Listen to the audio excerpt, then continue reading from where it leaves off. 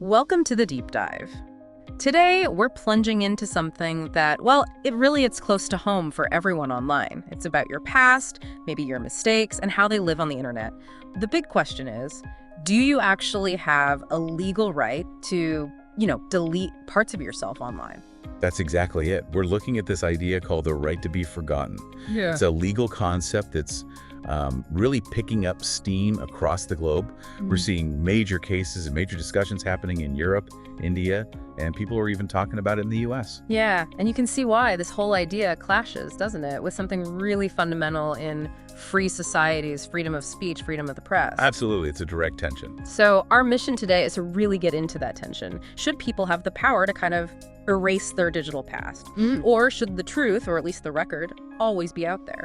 It's a fascinating balance. Okay, so let's unpack this first. What is the right to be forgotten, basically? What's it trying to achieve? Is it really about, wiping history clean? Not exactly wiping history, no. The right to be forgotten, or RTBF, it's more about giving individuals a way to ask for certain personal information to be removed. We're usually talking about stuff that's maybe harmful or really outdated or just not relevant anymore. Removed from where, though? Primarily from search engine results like Google searches, but also potentially from websites or other public platforms. It's really about managing the visibility of your online past, Ah, okay. So it's not like burning the original newspaper article, but maybe making it really, really hard to find in the digital library, like getting a clean slate on Google. That's a good way to put it, exactly. Yeah. Think about someone, say, acquitted of a crime years ago. But if you Google their name today, the top results still scream crime accusation, Right. even though they were cleared. Right, that could be devastating. Totally. So RTBF would let that person request those links, the search result links, be taken down. Okay, I get it. Yeah. And this whole thing kind of blew up because of a big case in Europe, right? It did, yeah. The big catalyst was the Google Spain case back in 2014. The European Court of Justice, their top court, ruled that Google had to remove links if someone requested it, and if the information was, let me get the wording right, inadequate, irrelevant, or excessive, and importantly, not in the public interest anymore. Wow. So that really forced the issue. It put RTBF firmly on the global agenda, yes. So, okay, that's Europe. What about here? How does Indian law handle this right to be forgotten? Do we have something similar?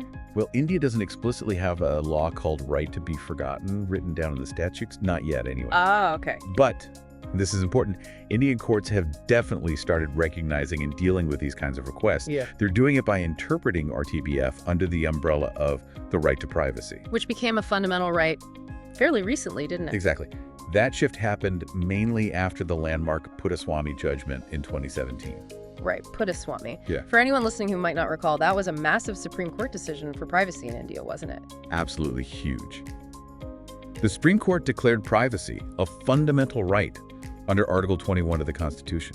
It wasn't just a ruling, it fundamentally changed how we think about data protection and individual rights here. So it basically opened the door for things like RTBF to be argued, even without a specific law. Precisely. It set the stage. The courts are essentially reading this right into our existing legal framework. Okay, that makes sense. Can you give us a concrete example from India, a case where this actually happened? Sure. A really significant one is X v. Union of India. This was in the Karnataka High Court in 2021. You had a petitioner, someone who'd been acquitted in a criminal case. Great. But years later, the court judgment showing the original accusation, even though he was cleared, was still popping up high in Google search results for his name. And I imagine that caused problems. Big problems. He Yeah. said it was causing him immense distress, and crucially, it was directly hurting his job prospects. Potential employers Google you. Of course. They see that, even the acquittal part might get lost, and they just move on. Exactly. So he went to court. And the Karnataka High Court actually acknowledged the right to be forgotten as part of his fundamental right to privacy. So what did they order? They ordered two key things. First, that the petitioner's name should be masked or redacted from the online versions of the judgment itself. And second, they specifically told Google to de-index it. Okay, de-index, let's clarify that. That means Google takes the link out of their search results, so it's super hard to find that way. Right. But the actual court document, the original judgment, still exists somewhere. It's not deleted forever. Exactly right. The court wasn't trying to rewrite history or pretend the case never happened. It was about controlling easy access to information that was deeply personal, potentially damaging, and because of the acquittal, arguably no longer relevant for public consumption in that easily searchable way. That is. Yeah, that's incredibly powerful, the ability to sort of curate your online past. But, the moment we talk about masking names or de-indexing things, alarm bells start ringing, right? Especially for, say, journalists or historians or researchers who need access to public records. How do you draw that line? And that, right there, is the absolute core of the debate. It's the central conflict. How do you protect someone's dignity, their privacy, their chance to move on, while at the same time upholding freedom of expression, which is also a fundamental right in India under Article 19A, and the public's genuine right to know certain things. It's like trying to balance on a knife edge, isn't it? You've got the individual wanting privacy, wanting a fresh start, which is completely understandable. Completely. But then you've got the public's need for information, for transparency, for holding people accountable, for the historical record. It feels like the courts aren't just picking one side. They're having to weigh things up very carefully in every single situation. That's exactly what they have to do. They weigh the public interest against the potential harm to the individual. It's never automatic. Think about it, if you could just erase every mistake you ever made online, what would that mean for accountability? Or for learning from the past? True. The nuance is everything. For instance, protecting the identity of victims of, say, rape or child abuse by redacting their names from judgments. That's generally seen as essential and not very controversial. Right, that makes sense. But what if it's a politician convicted of corruption who, after serving their sentence, wants their name scrubbed from all news reports and court records about the conviction? That's a very different scenario, isn't it? The public interest in knowing about that conviction is arguably much, much higher and lasts longer. That distinction is really clear. Okay, so India is navigating this complex balance. What about other places?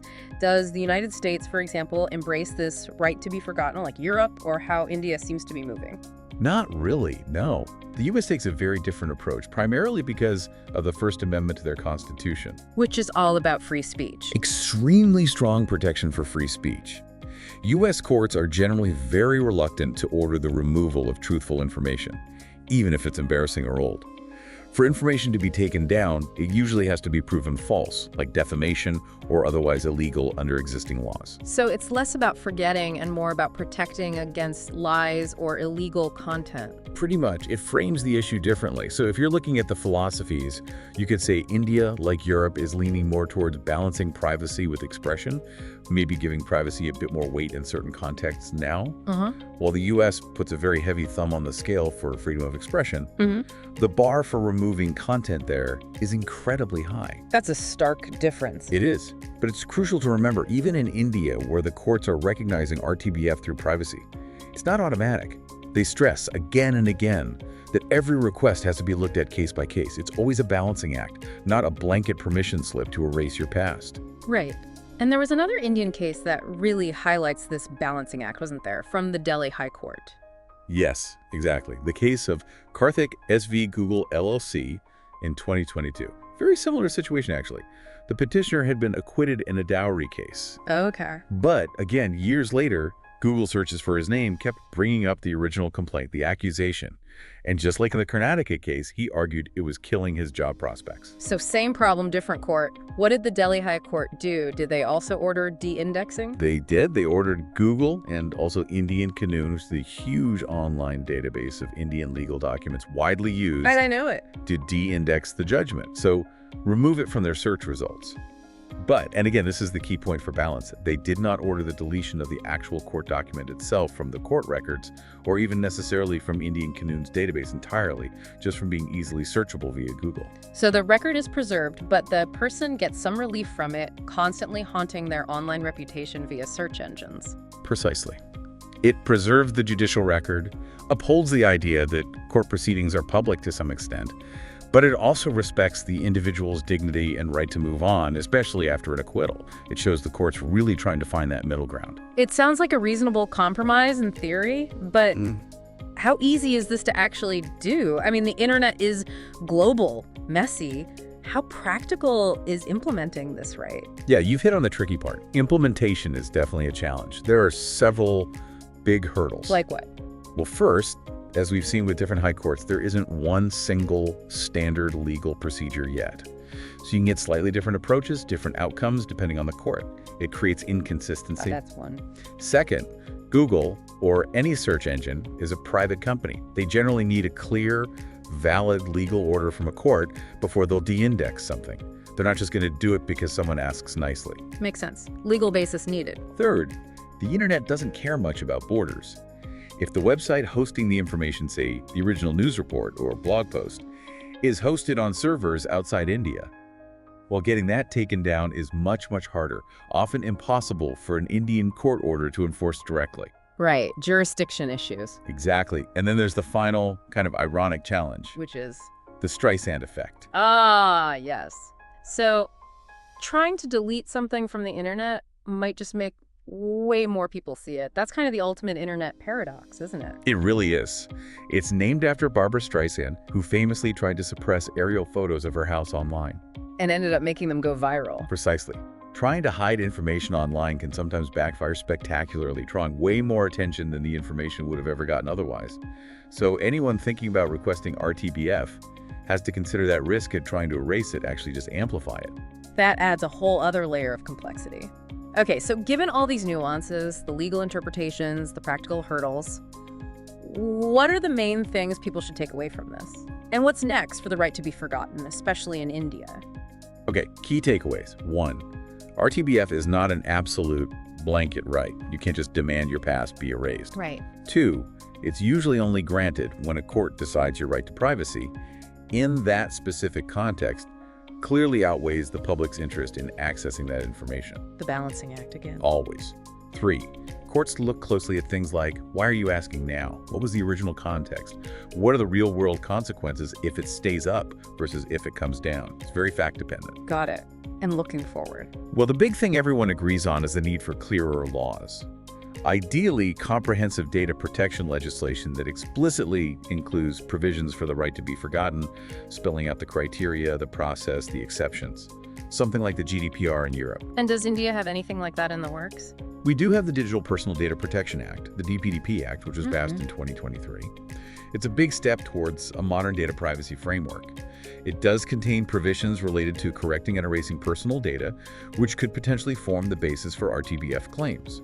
But it's maybe not fully fleshed out yet in terms of RTBF specifics. Exactly. We still need clearer rules, regulations, and guidelines on how RTBF will work under the DPDP Act. And alongside the law, something else is crucial. What's that? Investing in digital literacy. People need to understand their rights online, understand what RTBF is and isn't, and know how to navigate this increasingly complex digital world responsibly. That's a great point. Okay, so let's try and wrap this up. Our final verdict on this deep dive. In a world where, let's face it, your digital footprint can feel terrifyingly permanent, the right to be forgotten is kind of like asking for a digital eraser. But it's an eraser that has to be used really carefully, really responsibly, with a judge looking over your shoulder. That sums it up well. What's so fascinating here, I think, is this constant negotiation we're having as a society. We have to keep finding ways to balance, forgiveness and second chances with accountability. Privacy with transparency, freedom for individuals with fairness to the public. It's an ongoing process. So as you, our listener, think about your own digital life, your own past perhaps. What further questions does this raise for you? Questions about accountability, about public memory in the internet age, and maybe even about how our identity itself is changing online. Something to think about.